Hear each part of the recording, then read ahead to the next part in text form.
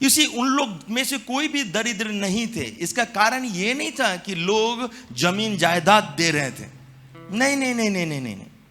अगर इसके आप रूट कॉज में जाएंगे, क्यों, सुनिए मैं क्या बोल रहा हूं, क्यों इन लोग दरिद्र नहीं थे, तो आपको पता चलेगा क्योंकि इन लोग आपस में मिला करते थे, इन लोग आपस में मिलकर प्रार्थना करते थे।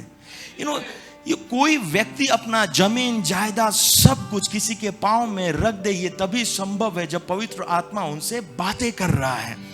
तो पवित्र आत्मा का बातें करना कब होगा? जब तक कि वो व्यक्ति अपने आप को पवित्र आत्मा की उपस्थिति में समर्पित नहीं करे। You see, the word of God, what it tells us, in the beginning, अगर आप परमेश्वर के वचन को शुरुआत में पढ़ेंगे तो क्या लिखा? जब वे प्रार्थना कर चुके तो वे स्थान जहां इकट्ठे थे हिल गया।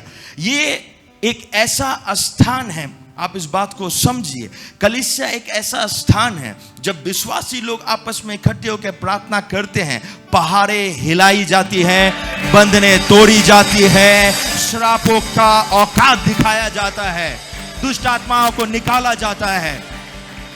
राइट, मैं अभी लास्ट वीक में किसी भाई को बता रहा था कि हम लोग कलीसिया जब आते हैं तो हमको लगता होगा कि आरा तिरछा लोग आ रहे हैं, ये हमारी मदद कैसे करेंगे। लेकिन हम एक बात भूल जाते हैं, इन्हीं आरे तिरछे लोगों में, मैं कभी कभी वॉलंटियर को डांट लगाता रहता हूं ना, लेकिन यही आरा तिरछा जो वॉलंटियर है, परमेश्वर इन्हीं के अंदर निवास करता है। That is the beauty of the good thing. So as a church, जहां आप जाते हैं, हो सकता है कि शिक्षा नहीं समझते हो सकता है इलिटरेट हो, कभी बाइबल नहीं पढ़ा हो, यह भी हो सकता है। लेकिन पता है परमेश्वर की खूबसूरती क्या है? परमेश्वर का वचन कहता है कि उसने मिट्टी के बर्तन में महिमा का धन रखा है।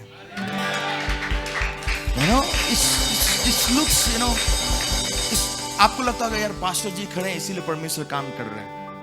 ओके, बट मैं क्या एक रहस्य शेयर करूं क्या? एक पासवान राशन की दुकान में जा रहा है हर एक दिन, ठीक है, बाजार जा रहा है, दिनचर्या का काम कर रहे हैं, लेकिन वहां पर चमत्कार के काम नहीं हो रहे, ठीक है।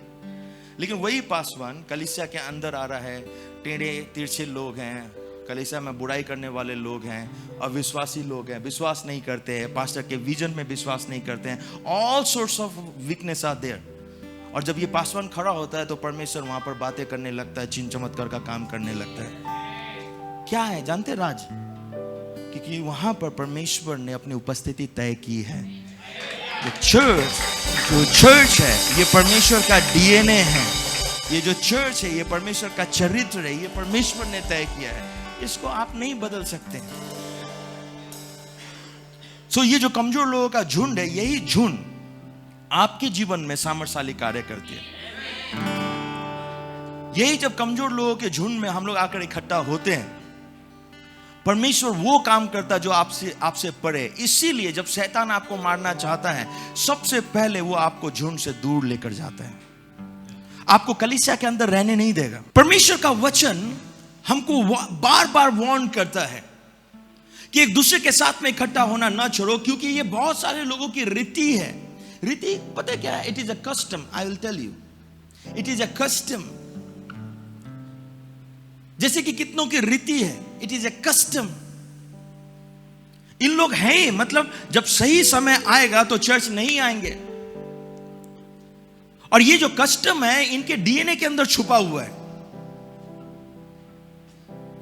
इन लोग इस इंतजार में हैं कि कब इनको चर्च आने का मौका नहीं मिले। तो जब तक गरीबी है, जब तक बीमारी है, तब तक लगातार कलीसिया आ रहे हैं, तब तक लगातार परमेश्वर से हाय रब्बा कर रहे हैं। और जैसे ही थोड़ा सा जिलेबी का दुकान खुला नहीं क्या, खारा बाबा बाबा बाबा जेरी दमा मामा खा खरा भैया, परमेश्वर बहुत आशीष दे रहा है, बा खरा बाबा बाबा बा। जैसे ही जिलेबी का दुकान नहीं खुला की, जैसे ही मोमो का दुकान नहीं खुला की, जैसे ही कौन सा दुकान है हमारे यहाँ, जैसे ही तबला का दुकान खुला है नहीं, जैसे ही कि कपड़े का दुकान खुला कि, वैसे ही सब कुछ बंद। So understand this, as a church ये आपकी जिम्मेदारी है कलीसिया में आने के लिए, जहां पे परमेश्वर के लोग उपस्थित होते हैं और वहां पर उपस्थित होकर आपको परमेश्वर से जोड़ते हैं, ताकि आप कोई गलत कदम नहीं उठाएं। परमेश्वर का वचन कहता है एक दूसरे के साथ इकट्ठा होना ना छोड़ो। दिस इज द कस्टम, जैसे कि कितनों की रीति है।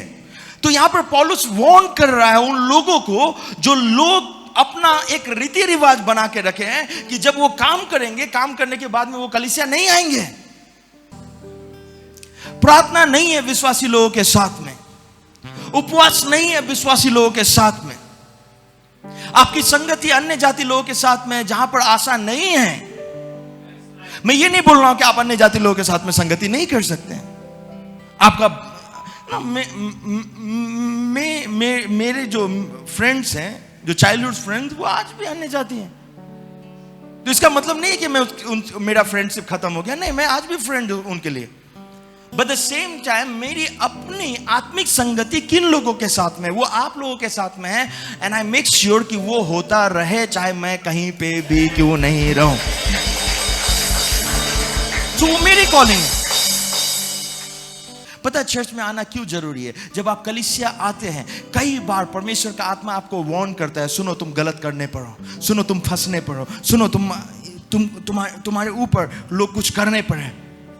And when that time you pray, याखा पाथा गिराना, आपको मैं बता रहा हूं, शैतान की योजनाएं, लोगों की योजनाएं टूट जाती है जब आप कलीसिया के अंदर आते हैं। मैं आपको चुनौती देता हूं, सुन लीजिए। आप जरा चर्च 6 महीने नहीं आकर देखिए, आपका जीवन देख लीजिए, देख लीजिए, आप खुद टेस्ट कर लीजिए। आप एक डेटा रखिए अपने पास में, रिकॉर्डर रखिए। 6 महीने तक चर्च नहीं आई है, मैं आपको बता रहा हूं, जरा चेक कर देख लो। आप संसार में घूम कर देख लो। आप कुछ लोग तो अभी भी चख रहे हैं, खाली परेशान होने का काम है और कुछ नहीं। There will be no peace inside you. लेकिन पता है क्या, आपका बिजनेस फ्लॉप हो रहा है, ठीक है, लेकिन आप तब भी चर्च के अंदर हैं। पता है there will be a peace inside you. परमेश्वर आपको देखेगा और आपके लिए दूसरा दरवाजा खोलेगा। परमेश्वर आपको देखेगा कि आप विश्वास योग्य हैं इस क्षेत्र में, और परमेश्वर आपको आशीष देगा। आप में से कुछ लोगों का छुटकारा इस कलीसिया के अंदर रखी हुई है। लेकिन आप इस कलीसिया को तुच्छ सोचते, आपको लगता है कि यार कौन देता है, कौन मुझे हेल्प करेगा। But you never know, you never know